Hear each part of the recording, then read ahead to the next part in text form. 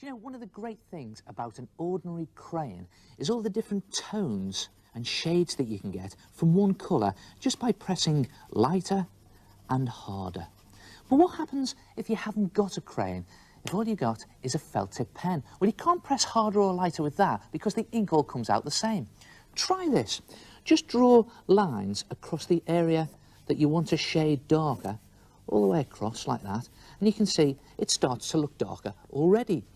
And if you put lines across those first lines that you've just drawn in the opposite direction, just crossing in the middle like that, it starts to look even darker.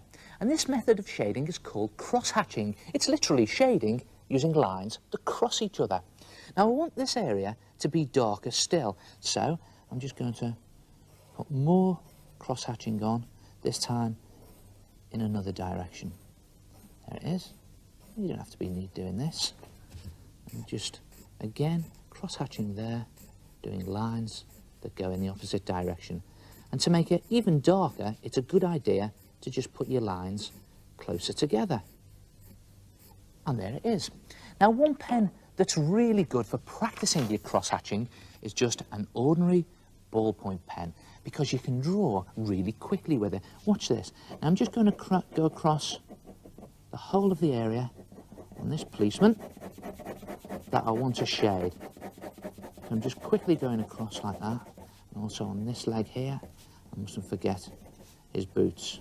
Now I want this side of him to be darker still, so I'm going to cross-hatch right across the right-hand side of him. There he is, like that.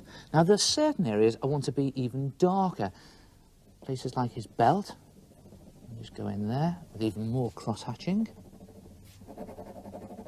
And then his boots, like this. And again, you can do this neat if you like, or you can do it quite quickly. And it all adds to that sort of arty effect. And there it is. Try it yourself. Shading using cross-hatching.